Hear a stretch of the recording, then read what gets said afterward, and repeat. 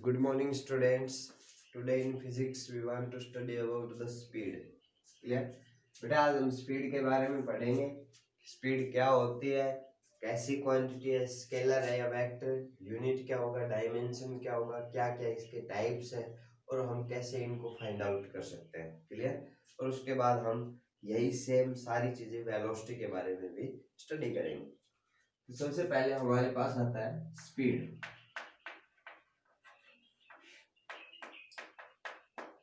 देखो स्पीड क्या होती है। अभी अगर हमारे पास कोई भी एक ऑब्जेक्ट है और वो एक डिस्टेंस कवर करता है और उस डिस्टेंस को कवर करने के लिए वो एक टाइम लेता है, तो उन दोनों का जो रेशियो है डिस्टेंस अपॉन टाइम वो हमारे पास होगी स्पीड। यानी कि we can defined speed as ratio of total distance covered by the object to the total time taken. Clear? इसके बाद आता है हमारे पास कि स्पीड जो है वो एक स्केलर क्वांटिटी है।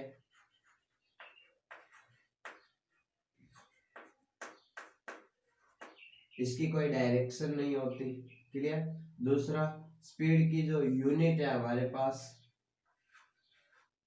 सीजीएस सिस्टम के अंदर अगर हम कहें, सीजीएस यूनिट होगी सेंटीमीटर पर सेकंड और एसआई यूनिट होगी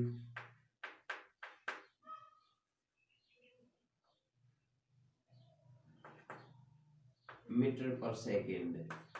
क्लियर? इसके बाद आता है dimension.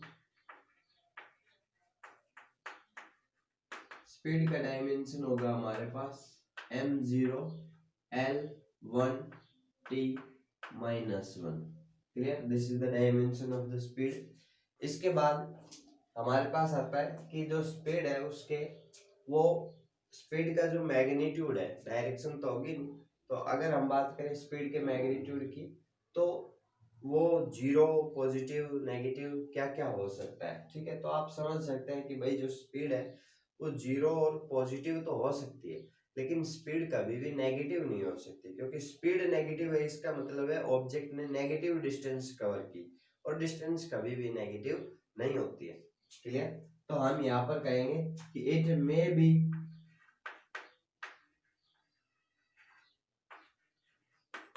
Positive, zero, but never negative. Speed कभी भी नेगेटिव नहीं होगी। क्लियर? तो ये हमारे पास स्पीड के कुछ बेसिक्स थे। इसके बाद है हमारे पास की type of speed.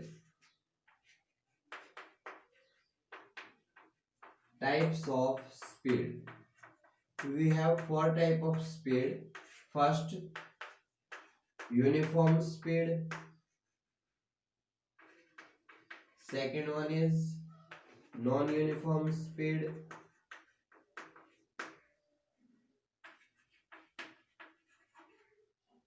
Next, average speed. और लास्ट हमारी इंस्टेंटेनियस स्पीड।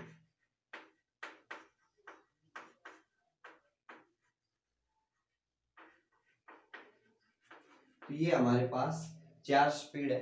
अब इनके अंदर देखिए जो फर्स्ट स्पीड है वो क्या है, यूनिफॉर्म स्पीड। किसी भी ऑब्जेक्ट को हम कब कहेंगे कि वो एक यूनिफॉर्म स्पीड से या एक कांस्टेंट स्पीड से मूव कर रहा है। ठीक है?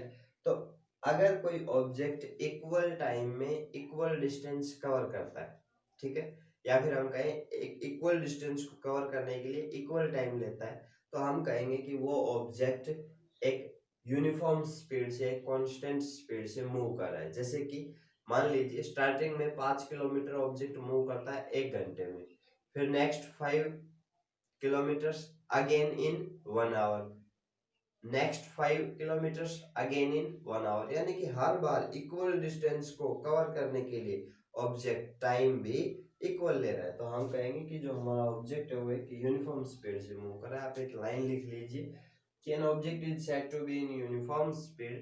An object is said to be moving with a uniform speed if it covers equal distance in equal interval of time.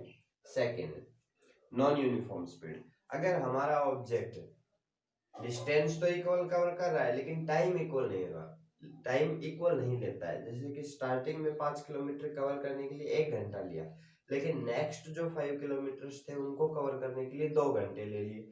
उससे जो नेक्स्ट 5 किलोमीटर्स थे उसको हाफ एन आवर में ही कंप्लीट कर लिया। तो इसका मतलब ऑब्जेक्ट डिस्टेंस तो 5-5 किलोमीटर इक्वल डिस्टेंस कवर कर रहा है, लेकिन उसकी जो स्पीड है वो क्या है, सॉरी उसका जो टाइम ले रहा है वो अलग अलग है, डिफरेंट डिफरेंट है। तो हम कहेंगे कि जो ऑब्जेक्ट है वो एक वेरिएबल या नॉन यूनिफॉर्म स्पीड से मूव कर रहा है। ये भी हो सकता है कि ऑब्जेक्ट टाइम तो इक्वल ले, जैसे कि स्टार्टिंग के 1 घंटे में 5 किलोमीटर की डिस्टेंस की, लेकिन नेक्स्ट 1 घंटे में 7 किलोमीटर की डिस्टेंस कवर की। इसका मतलब ऑब्जेक्ट टाइम तो इक्वल ले रहा है 1 आवर, लेकिन डिस्टेंस जो कवर कर रहा है वो अलग अलग है। ठीक है, तो यहाँ पर हम कहेंगे कि अगर नॉन यूनिफॉर्म स्पीड को अगर हम डिफाइन करना चाहे तो हम कहेंगे an object is said to be moving with a non uniform speed if it covers equal distance in unequal interval of time और it covers unequal distance in equal interval of time। ठीक है, दोनों ही तरीके से आप define कर सकते हैं। इसके बाद नेक्स्ट आता है हमारे पास एवरेज स्पीड। एवरेज स्पीड के लिए क्या है कि हमें क्या करना है कि जैसे कि मान लो एक ऑब्जेक्ट है वो मूव कर रहा है v1 v2 v3 in speed से मूव कर रहा है, ठीक है, up to so on vn। और इन स्पीड से मूव करने के लिए, इन स्पीड से मूव करता है कितने टाइम के लिए, जो टोटल टाइम है हमारे पास वो है मान लो t टाइम के लिए मूव करता है। तो ऑब्जेक्ट ने जो डिस्टेंस कवर की, क्लियर, वो है मान लो हमारे पास s।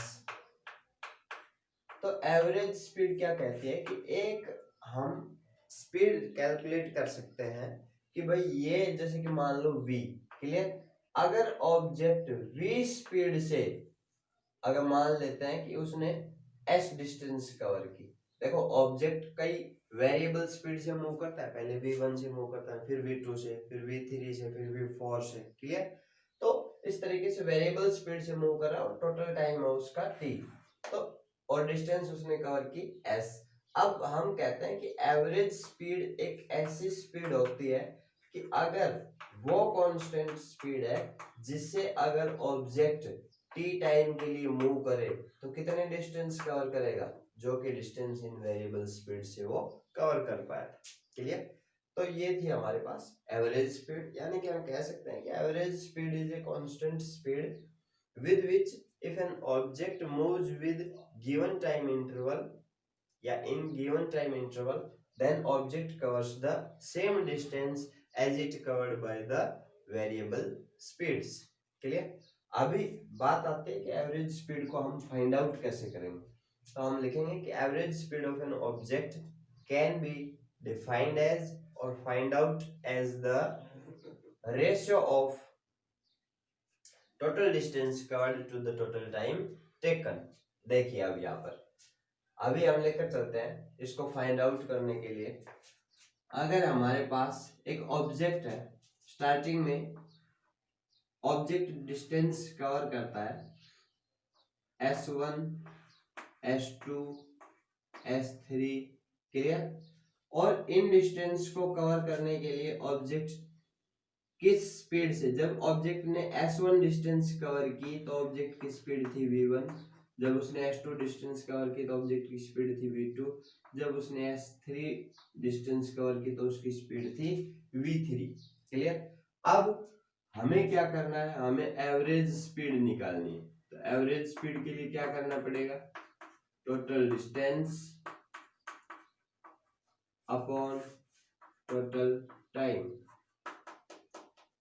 अब देखिए टोटल डिस्टेंस क्या है हमारे पास, v average is equals to total distance हो गई s1 plus s2 plus s3 upon अभी टाइम, जब s1 डिस्टेंस को कवर करता है तो v1 स्पीड से मूव करता है, यानी कि टाइम क्या होगा हमारे पास s1 upon v1। Same next के लिए s1 upon s2 upon v2 और s3 अपॉन v3। क्लियर, अभी हम यहाँ पर केस लेकर चलते हैं कि अगर हमारे पास ऐसा है कि इफ S1 और S2 और S3 ये सारे बराबर है, ठीक है, इक्वल डिस्टेंस कवर कर रहा है लेकिन टाइम अलग अलग ले रहा है, ठीक है, तो उस केस में हमारे पास क्या हो जाएगा, ऊपर तो क्या हो गया 3s अपॉन, इनमें से हमने s कॉमन ले लिया तो अंदर क्या बच गया 1 upon v1 plus 1 upon v2 plus 1 upon v3, clear. तो ये है हमारे पास। अगर हमारे पास केस ये हो सिर्फ S1 और S2 ही अगर हमारे पास हो, ठीक है, S3 अगर इस केस में नहीं है यहाँ पर, तो क्या हो जाएगा हमारे पास 2s अपॉन s कॉमन ले लिया हमने, then 1 upon v1 plus 1 upon v2, ठीक है। अभी ऊपर ले चलते हैं इसको, इस वाले पोर्शन को यहाँ ले आए तो क्या हो जाएगा कि जो एवरेज स्पीड है हमारे पास वो होगी s से s कैंसिल हो गया, ठीक है, देन 2 इंटू, अब देखिए यहाँ पर आप एलसीएम लेंगे, जो एलसीएम लेंगे वो तो ऊपर आ जाएगा, तो एलसीएम क्या होगा v1 v2 और v1 प्लस v2, ये एवरेज स्पीड है जिससे ऑब्जेक्ट मूव करेगा, क्लियर। तो इस ऑब्जेक्ट स्पीड को हम कह सकते हैं ये क्या है हमारा हार्मोनिक मीन है, ठीक है, this is the harmonic mean of the speeds. इसके बाद हमारे पास आता है कि अगर ऑब्जेक्ट, ये तो केस था कि ऑब्जेक्ट डिस्टेंस कवर कर रहा है इन स्पीड से, अगर हम ये लेकर चले, पहला केस है आप इसको नोट कर लीजिए, सेकंड केस देखिए, अगर ऑब्जेक्ट मूव करता है, स्टार्टिंग में ऑब्जेक्ट टाइम लेता है s1 डिस्टेंस को, या फिर हम लेकर चले v1 variable speed, v2 v3 इन वेरिएबल स्पीड से मूव करता है और टाइम लेता है t1 t2 t3 and so on, clear. तो अभी जो एवरेज स्पीड होगी वो क्या हो जाएगी टोटल डिस्टेंस, तो v1 into t1 plus v2 into t2 plus v3 into t3 और divided by time t1 plus t2 plus t3 and so on plus vn tn divided by tn, clear, n up to n हमने लिया है यहाँ पर। तो यहाँ से जो अगर मैं स्पेशल केस लेकर चलूं कि if t1 is equals to t2 is equals to t3 is equals to tn, ये सब किसके बराबर है t के बराबर है, तो यहाँ से क्या हो जाएगा t हम कॉमन ले लेंगे, अंदर क्या बचेगा v1 plus v2 plus and so on plus vn divided by नीचे क्या हो जाएगा n इंटू टी, टी से टी कैंसिल, यानी कि जो एवरेज स्पीड आई हमारे पास वो क्या होगी v1 plus v2 plus v3 plus and so on plus vn divided by n, ये जो है ये है हमारा अर्थमेटिक मीन।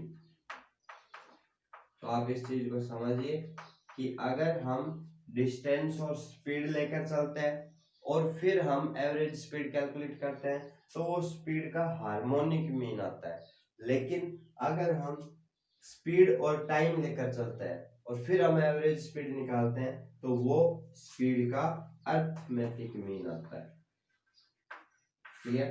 तो ये थी हमारे पास एवरेज स्पीड। इसके बाद आती है जो फोर्थ जो टाइप था हमारे पास वो था इंस्टेंटेनियस स्पीड। इंस्टेंटेनियस स्पीड क्या होती है कि अगर हम किसी भी टाइम, जैसे हम बाइक चलाते हैं तो जैसे हम रेस देते हैं और हम जब भी स्पीडोमीटर की तरफ देखते हैं तो वो इंडिकेट करता है भाई 60 किलोमीटर पर आवर या 40 किलोमीटर पर आवर, तो जब हम देखते हैं उस समय जो स्पीड है वो कहलाती है इंस्टेंटेनियस स्पीड।